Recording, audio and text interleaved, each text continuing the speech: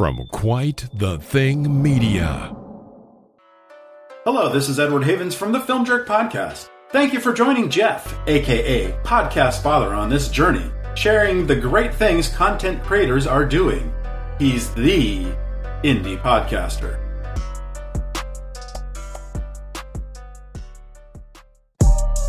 You've been searching for a podcast. Want to know about some great artists? You've come to the right place. Indie Podcaster with your host, the Podcast Father.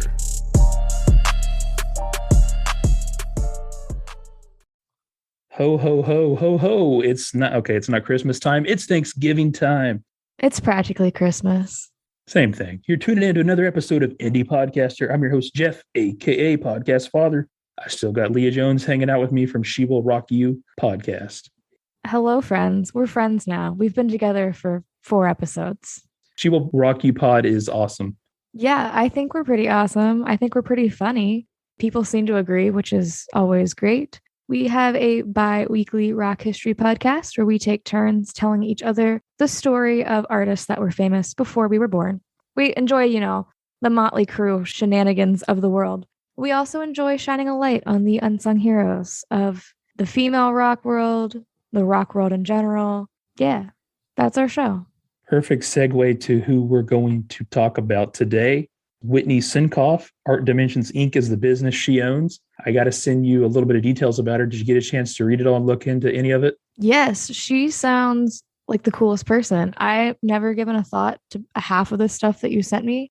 She sells art to TV shows for sets. That's the coolest thing.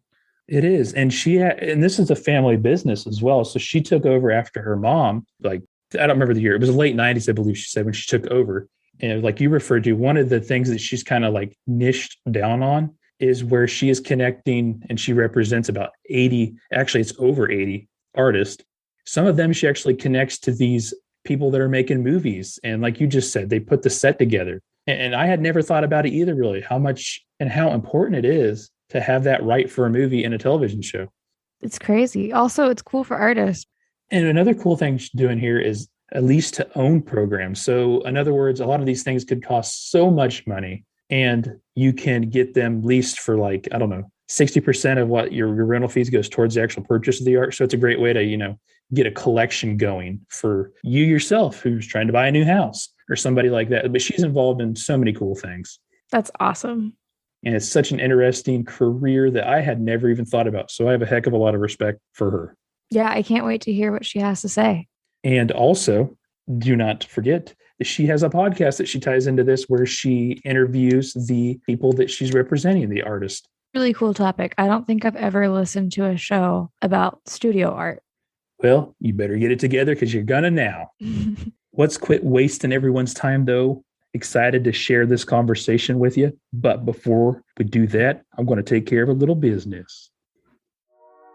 This podcast lives on engagement from you listeners. I absolutely love all of you. And if you aren't already, please do contact me. You can do that on Twitter at podcast_father or by email thepodcastfather@gmail.com. Also have a little contact section on my website, podcastfather.com. If you'd be so kind to, you can leave a review on Apple Podcast or whatever podcast platform you listen to your podcast on. This podcast and myself are proud members of Quite the Thing Media. Quite the Thing Media, a community-based podcast network full of all independent content creators. Podcasts that speak to you. So make sure you check it out, quitethethingmedia.com. All the music on this podcast is credited to the independent artist Young Cart. So check it out, youngcartbeats.com. We've got some amazing sponsors on this podcast, and one of them is Podpage, the perfect place to make your podcast website. All of the link trees are great and all, but it doesn't really get you that CEO that you need, that digital trail that's also critical when you're a content creator. What do you want people to find when they search your podcast? It's very important to have an actual real podcast website. And the WordPresses are so difficult to set up and use. No. Podpage is the way to go. Tons of integrations make this a super easy process. So many different great features. You could range from packages for free clear up to the ones with all the gifts and gadgets that are incredible. But regardless, this is a simple way to make your podcast website. I'll tell you what, you go on podpage.com right now, you use the promo code FATHER in all caps, you get $20 off the package of your choice. Podpage.com. Indie Drop-In is a fantastic thing and a great sponsor of this podcast. Are you a podcaster that has a true crime, paranormal, scary, or even a comedy podcast, and you want to drop it in a legitimate feed and gain new listenership? Man, I tell you what, Indie Drop-In is a great resource for that. You can be featured in an episode. Your product can go out on an established podcast feed with established listeners already. Make sure you get online on indiedropin.com/creators and check it out. All right, now that fun is all over, let's jump into this interview and have a hell of a good time doing it. I have an interview today with Whitney. I'm going to go ahead and give you a second, Whitney, to tell everybody about yourself briefly. Then we'll dive into some awesome information about all the great things that you do. How are you doing? I'm good. Thank you for asking. It's hump day. It'll be the weekend soon. Not soon enough. Yeah. My name's Whitney Sincoff, Whitney Rosenson Sincoff, and I'm an art consultant here in Los Angeles. And I own an art leasing and sales business, which takes up most of my time. It's called Art Dimensions online. And I lease artwork to corporate clients, homeowners, and TV show sets and film sets. And I'm from LA, went to University of Michigan, moved back to Los Angeles after a short stint in New York City after college, and have been here ever since. Yeah, that was the short and sweet. We'll get into some more of a deep dive, like I said earlier. So chatting with you before we got together through JJ at Good Pods, she put out a filler for me, and a bunch of people responded, and you're one of them that we connected with. We've been trying to set this interview up for, my goodness, feels like forever, doesn't it? No, not at all. You sold yourself short there a little bit. You are representing about 80 different artists, most of them in the LA area. But I think the really cool thing to get into first is this is a family-owned thing. Right. Family has a history in this. Yeah. My mother was the original owner of Art Dimensions. I think she started the business in 1988 and she passed away in 1998. So when she passed, I acquired the business. But I love the fact that it was my mom's before I got into it, and I learned from her. I was around art a lot as a kid. My parents were collectors, but my mom loved this business, and I love it too. So yeah, I'm the second generation art consultant, I should say. Aside from actually the business part, art was a huge part of your life as a youth, and your parents are very supportive, I assume. Mm-hmm. So did you do a bunch of different things involving art?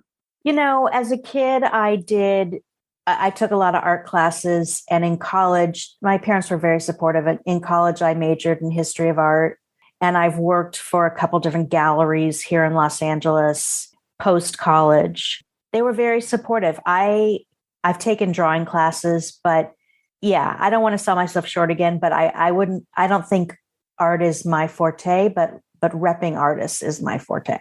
No, that's a fair thing to just come out and say, because I think there is a whole business side to art that many people who are very talented with art itself, whether it be an illustrator, for example, they really are never able to pick up on the business side of it. And that's really where they benefit from people like you. Right. Exactly. I think there are some artists that I work with that try to juggle both, and it's possible, but it's tough to manage both, to do your art and then also market and sell your art. So you talked about 80 artists. How many people are employed there in this company? That's a lot of artists. I'm sure there has to be a whole team behind this. Should I be honest? Of course. So right now it's just me. I'm looking for an intern or an assistant. So if you know anybody, let me know. But yeah, right now it's just me. And it's actually 82 artists now. I've taken on 2 new artists since you and I last emailed, I think. Wow. You got to be busy day and night then. Yeah, pretty busy. Yep. But I love it. I think you'd have to do something like that. I have a lot of experience with working with companies, but individuals, that's pretty cool. And it sounds really personable. It's the relationships that matter. I mean, to me, not only do I love to, let's be honest, I love to sell art. I love to make money, but I also love having relationships with these people and picking their brains and learning what makes them tick and going to their studios and seeing what they're working on and going to their shows. And it's really exciting to me. It's a one-on-one relationship that can get intense at times, but really important. Yeah, because they have to really trust what you're doing and really vice versa. That's definitely a two-way thing. I can see where it would get a little bit heated because when it all boils down to it, you're a huge part of their livelihood. Yeah, I'm a huge part of their livelihood. And trust is a huge factor, like you said. They rely on me and my marketing abilities, my connections, my ability to move art. And then I also rely and have to trust them that they will communicate well with me and keep me up to speed with what's going on and what new works they have, what shows they're going to be in, if they're traveling in and out of the country, things like that. I think that it's there. You said shows, like there's a lot of different ways to define shows, right? And I think to me, like when I think of art, I literally think of an art show. However, you've represented or represent people that are doing all sorts of different kinds of shows. An example would be they even be on a TV show. You've had people involved with television, people involved with all sorts of things. Yeah. One niche for me is the TV show and feature films. And I live in LA. I work in LA. So this is sort of an entertainment town, or it is. Mm-hmm. And I place artwork on TV show sets and film sets. The most recent show I placed artwork in is an HBO show. I'm not actually allowed to say which show it is, but it's an HBO show. That's fine. Yeah. It's a cool show, and it'll air after the new year. So I'm excited to see where, the sets and how they use the art and all that. Can we talk about some of the ones that are in the past? Sure.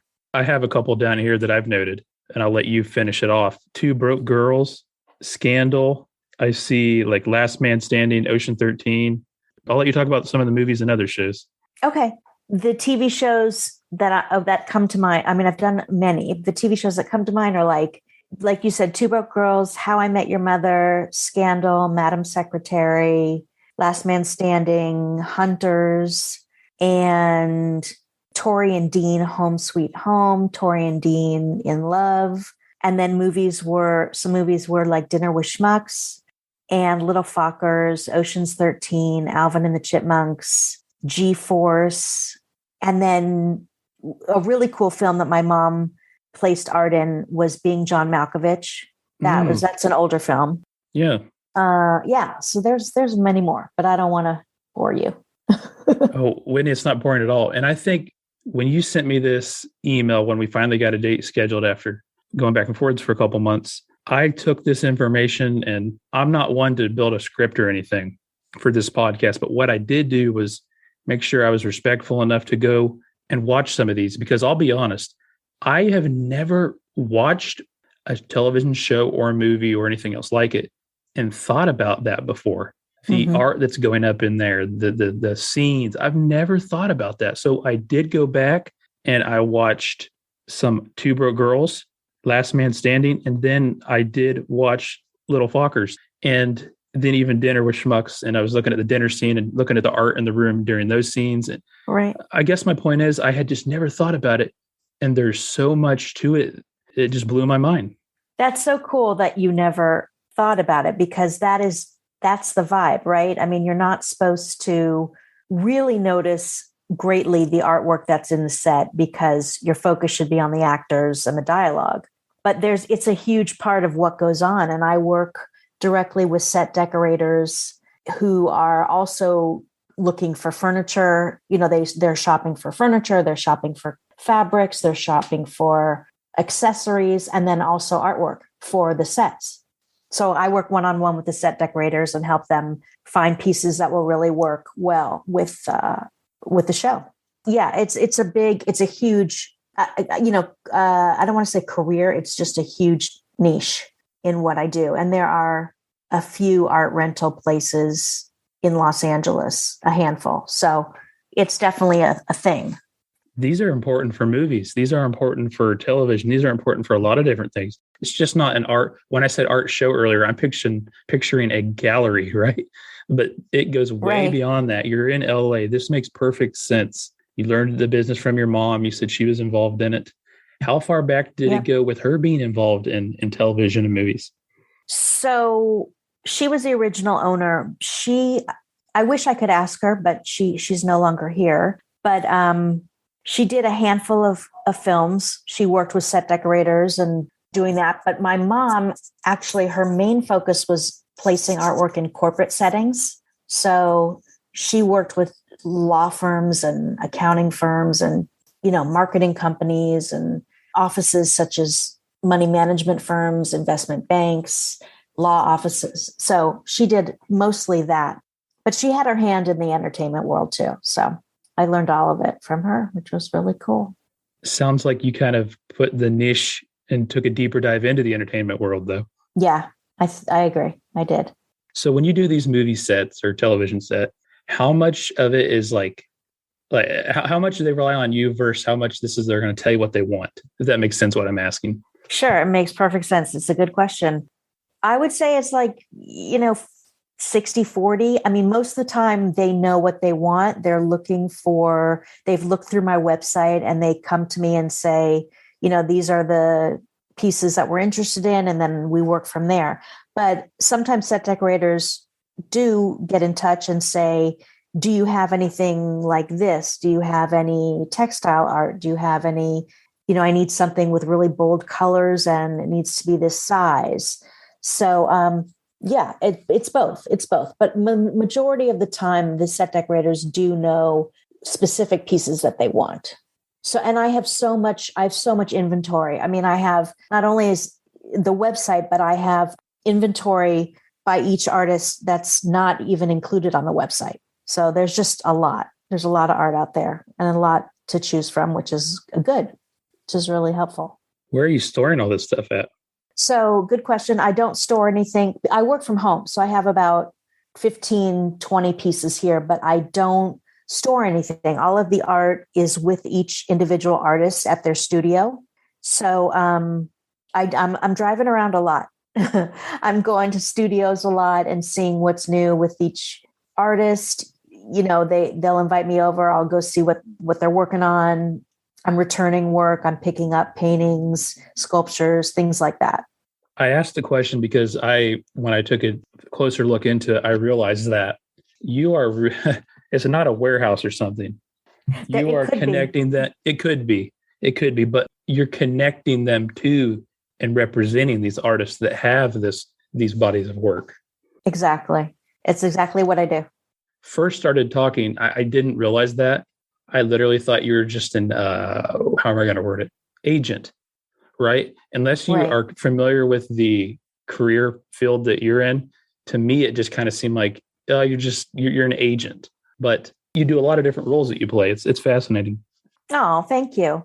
It's a lot of work, but I love it. I love being around people and talking to people and meeting new people. And I'm glad that, not glad, I don't want to give agents a bad rap, but there is so much emotion involved in art leasing and art sales. Artists they tend to be emotional creatures. And I'm actually an emotional person, emotional woman too. So, there's a lot of intensity, I think, with in the field, but it's really cool. I really enjoy what I do. I understand what you're saying because I've took a lot of shit for saying that podcasting or audio content creating is an art, but I know exactly what you're saying as far as the emotion and the connection that you have to it. It's real. Totally. And that's the beauty of it. Yeah. You're doing it because you love it. it would be really hard to do something like you're doing if you didn't love it. It'd be impossible, to be honest. Yeah. Yeah. I'm going to take a minute here to tell you about a fine sponsor of this podcast, Indie Drop-In. If you're a true crime, paranormal, scary, or comedy podcaster looking to find new listeners, consider submitting an episode to be featured on Indie Drop-In shows. If your episode meets some minimum requirements, Indie Drop-In will play your episode to real listeners. The best part is, the listeners like your show, Indie Drop-In provides easy links for them to subscribe. It's 100% free. You get to drop your feed into a established feed that already has actual, real listeners. This is great, guys. This is an amazing way to grow your audience. These listeners are already there. They listen to your episode on Indie Drop-In feed. They will go over and find your podcast and become a subscriber and love it. Greg, the creator of Indie Drop-In, just absolutely loves being involved in the independent podcast community. He is a great podcast mind. Make sure you give him a follow on Twitter at Indie Drop-In. But more importantly, go to indiedropin.com/creators. Get the submission going and submit an episode of your podcast into the Indie Drop-In feed. Hurry now. Get to it. Another cool thing that you have is this factor that really a lease to own program and how it kind of adds to somebody being able to start a collection or add to, an existing one. I'll let you explain that a little bit. Yeah. So Art Dimensions program is a lease to own program. That means that a percentage of the rental fees, if you rent a piece of art, a percentage of the rental fees applies towards the purchase of the artwork. So you can lease a piece for 6 months or a year. And if you decide you want to buy it after that amount of time, you don't have to pay the full retail price. You'll pay the full retail price minus a percentage based on the rental fees that you have been paying all along. So it's a great way for a young couple or, not even young. I mean, people of all ages to start collections, to add to art collections, and to do it affordably. A lot of people don't have $10,000 to plunk down on a piece of art, but they can afford $200 a month. So It's a good option. I never thought of the possibility of being able to do that, but you can do it with a couch, right? Why not do it with some great art? Exactly. Yeah. You could do it with a car. Yep, exactly. You, when we talked a couple months ago, went through email, throwing ideas out about some different artists that you represent that I could interview. You were throwing out some things that were very cool. I don't want to say off the wall, but some random art areas that I didn't even know. I almost said areas, but you know what I mean, that I didn't even know existed. You said one was it industrial waste? Tell us about some of the different cool people you represent. Sure. One of my artists that comes to mind right now, it's the one that I mentioned to you. He uses old signage from marketing companies, actually. And he uses the old signage and he creates these acrylic pieces out of the signage, and he uses fiberboard, and he makes these huge, really cool, textured, bold pieces with old signage, like something that, a company would throw in the trash. He finds this stuff in the trash, and he goes, once a week or twice a week, he'll get in his van and he'll drive around and he'll go to specific lots or wherever he goes and finds the discarded signs and makes art out of them. And they're really beautiful. I think he does a great job. You can say his name if you want. If you don't want, that's fine. No, his name's Ben Gordon. He's awesome. And I mean, everyone's awesome. Everyone that I work with is awesome in their own way. But yeah, there's Brady Smith. His art is like a Tex-Mex style. And it looks like it's so cool. He does doodling, but his paintings on canvas are like these huge doodles consisting of hundreds of little characters and shapes and colors. And he also does works on paper. So those are beautiful. Those are really cool. And I actually bought one for myself and for my husband. Let me think what else would be sort of different. I've got photography black and white photography and also color photography. Oh, one photographer that I work with who's awesome. His name is Howie Ronay, and he does abstract photography. But what he'll do is he'll go and find, like, let's say an old truck, and he'll take photos of the hood, and then he'll find an old trash can on the street, and he'll take pictures, close-up pictures of the can. And he goes and takes these photographic images, and then he embellishes them. He does use Photoshop to bring out the colors, but you end up with this gorgeous abstract image, and you would never know that it was the hood of a truck or the side of a trash can. It's just a beautiful image with vibrant colors, and it's really cool to see the before picture and the after picture, so you can see where your photo came from. So those are three people just off the top of my head who do things a little differently, I would say.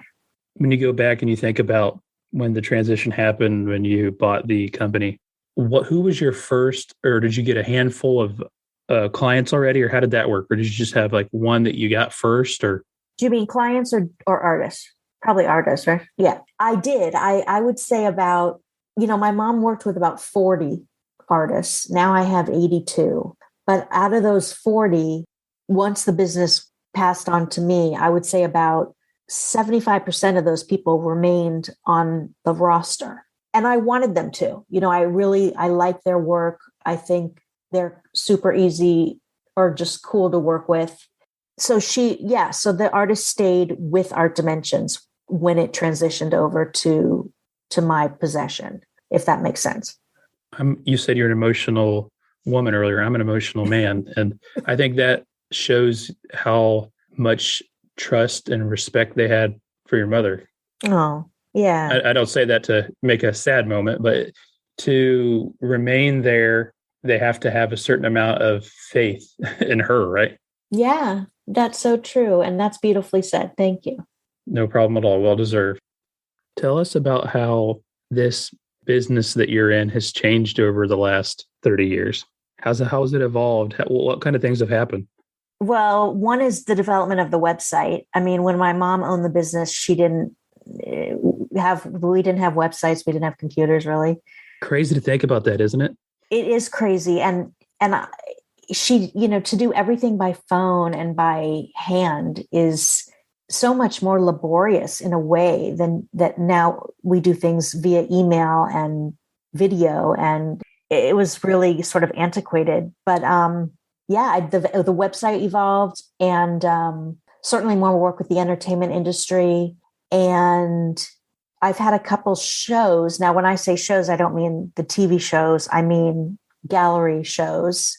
She did those. She threw a couple of those too, and she had an actual gallery space. That's what I was going to ask. That seems more necessary then. Right. Right now I'm working from home, which is working well for me. But last year I had a great little gallery space in Studio City, California, but COVID broke out like 2 months after I opened it. So that was sort of bad timing. But gallery spaces are great to have when there's no COVID. People can come and see things in person, which is great. Sorry to interrupt. Do you think COVID's changed that game forever or not? You think it'll come back the same? I do think it's changed it. I don't want to say forever, but I want to say that so many people do their art buying online now. The art world has really become a virtual world, if that's the right terminology. I mean, now they have virtual art fairs, gallery exhibits. You can buy things straight from the web. It's a whole different ballgame. But I think people will go back to, I don't think the gallery brick and mortar spaces are done. I think people are going to go back, and they still are going now, even more so than they were, let's say, a year ago. But it's changed a lot since COVID. When did COVID start? 2020, right? Yeah. Yeah. February, March was really when it, Yeah. I hope that answered your question. I don't know if it did, but. No, it did. Sorry, I cut you off in the middle of what you were saying. But that's okay. No worries. I don't even remember what I was saying. What was I talking about before? But you talked about what we were actually talking about is how it's evolved over time. So you were talking about the internet, and then we went into COVID, and obviously that's put it primarily on the internet for the time being, at least. What are some other ways that it evolved? Let's see. I think art leasing is a somewhat new thing. I mean, in the last, I would say 30 years ago, there wasn't art leasing. Maybe it was just beginning, but art leasing is definitely, now museums have art rental galleries in their spaces. Some galleries often offer leasing as well as sales. And then there are independent art leasing companies like mine. So that's another way it's evolved. And now you see all sorts of, installation art and art with video and just all these different mediums that weren't that popular 30 years ago, which are now really, now there's so many different types of mediums that artists engage in, which is really exciting. Yeah, I've worked in marketing for, over 15 years now. I've seen it evolve like crazy as well. Just like you said, with the internet capabilities. What are some things, Art Dimensions, you foresee happening in the future, or some things you'd like to get into more, whether it be from literally that sales standpoint or just in general? I'm planning a gallery show. So in Los Angeles, that's going to be a late March.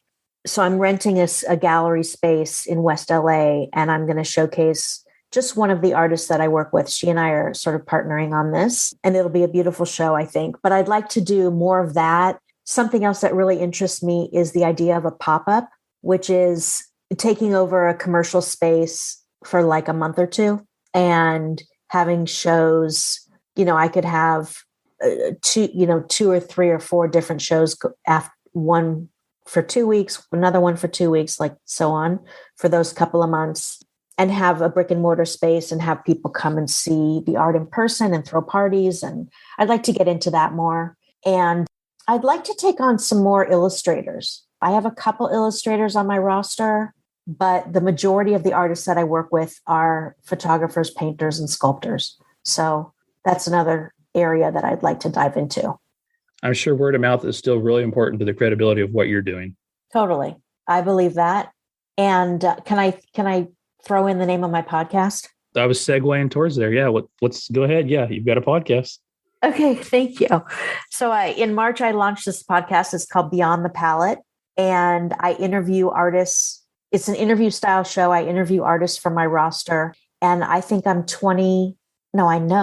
done 23 episodes. It airs every other Wednesday, and it's great. For me, I get to learn even more about each of these artists that I work with. I ask them really personal questions. I think for anyone interested in the arts, anyone who wants to be an artist, who's studying art, for an interior designer, for a set decorator, for a collector, I think it's a great podcast. I think you could really learn a lot from it about these particular people and their processes, their art, their painting processes or their sculpting processes or all of that. So that's my podcast, Beyond the Palette. It is neat. And because it's kind of like what I'm doing, but with artists, right? And so these are all people that you do represent. You got a million of them. You could go for a few years, right? Right. I did throw in an interior decorator who is a great connection. She's someone that I work with frequently. I interviewed her, and I am going to interview a set decorator and a collector and maybe a curator, but the majority, so other folks in the art world, but the majority of the interviews are done with my artists. That's pretty neat, though. You have another like platform or resource to help showcase them. Thank you. Yeah, it's great. And people, everything is visual in the art world, right? So if people can hear a podcast and can sort of get the audio experience about the artist and really hear their voice and where they're coming from, I think that's a whole other avenue, which is really dynamic. What would you like to see happen, or some progression with the podcast? Obviously it can help your business, but would you have a plan or sort of a direction that you're going, or some ideas to grow the podcast? Honestly, no. My focus right now is just to try to interview each artist that's on my roster, which is going to be a, very intensive thing. Monetarily, I'd love to get a sponsor. I'd love to have a sponsor, and I definitely want the podcast to grow, but I haven't thought about it And I guess I should. So I'm glad you brought that up. Well, I think it's hard because you're doing so much. Yeah. Yeah. It's a little tough, but great that you brought that up, because I definitely need to focus on that. Yeah. I'm just sitting here thinking you have so much that you do. It's incredible. And then you throw this podcast in on it, which is how we also kind of connected even more. Well, I've listened to your podcast, and the indie podcaster, and I love it. I mean, it's a great way for people like me to get their voices heard and to introduce people who don't know anything about a business, like let's say art leasing, for them to learn about it and to get acquainted with it. So you do a great thing too. Thank you. I appreciate the kind words. For me, it's like, I didn't want to just be some guy that's trying to act like he's a podcast guru. Although I do have people on there that probably are way more than me, and they do give a lot of great information. I try to myself, but for me, the way I learn, the way I am personally, I can get just as much from someone's story sometimes as I can of saying, step one, this, step two, that. To me, a hell of a story is a great way to learn something more than just reading something online. Yeah, true. I'm an emotional man, like I said earlier. I guess what I'm saying is I'm inspired by stories, and it's great to have people like you on here to share those, because I think even though you do have a podcast, but aside from that, you're doing something that my listeners and myself have probably, a lot of us, never had any involvement in or thought about it into the level of detail that you're involved in. But there's still something that we can learn from these stories, these conversations. Oh, well, thank you for speaking with me. I mean, it's great to be able to tell my story. Yeah, it's really been a pleasure. So thank you. As a respectable woman in business, you've done a great job. I'll say that. I want to make sure I condone you and just tell you how much respect I have for you. Thank you. How or what kind of advice would you give to somebody that's trying to take art, whether it be literally an illustrator or all the different kind of art stuff you're involved in, or the stuff that I'm involved in? What kind of advice would you give them as far as turning something into a business? A lot of this stuff starts out as a passion, and you've just been in the business side of it. And that's why I think this is like a cool conversation. I released an episode earlier with an illustrator, and now I'm talking to you. And although she has a business, but you are on a huge involvement on the business side of the art field. I guess what I'm thinking of right now is, to be really on top of your time management, which is true for any business owner.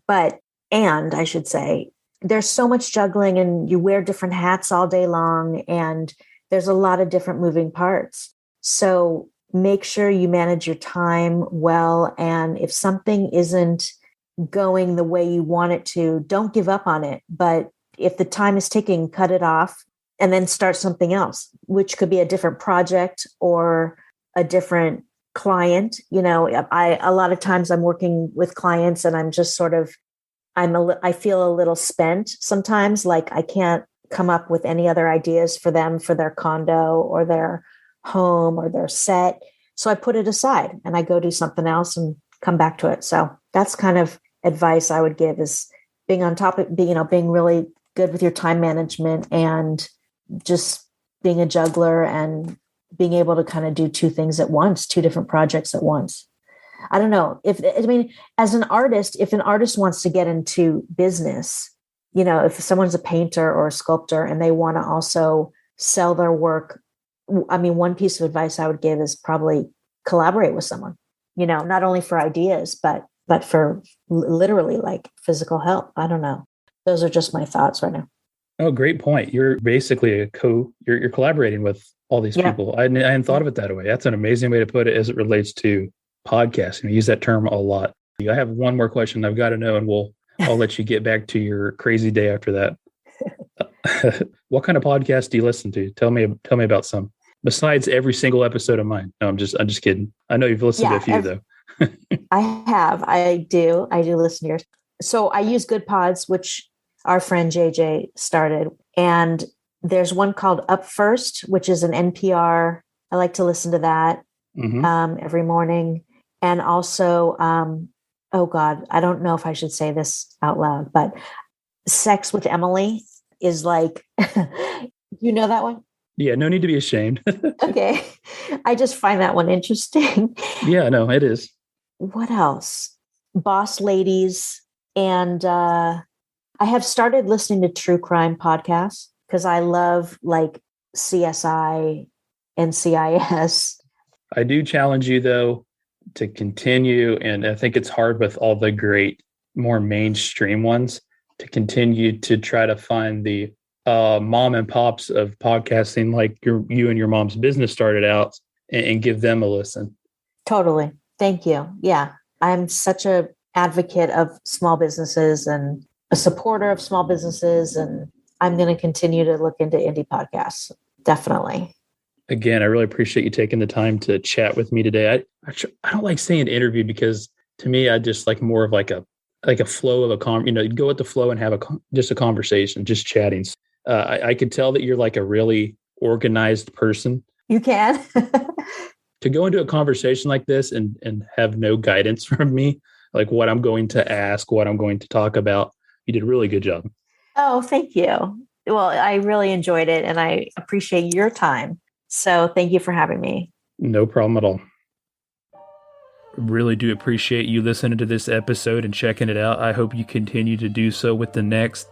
I hope you have an appreciation for what I'm trying to do here, highlight all the different things all sorts of different creators are doing. I hope you get behind me on that and continue to join me on my journey. I'm Podcast Father, the indie podcaster. See you next time.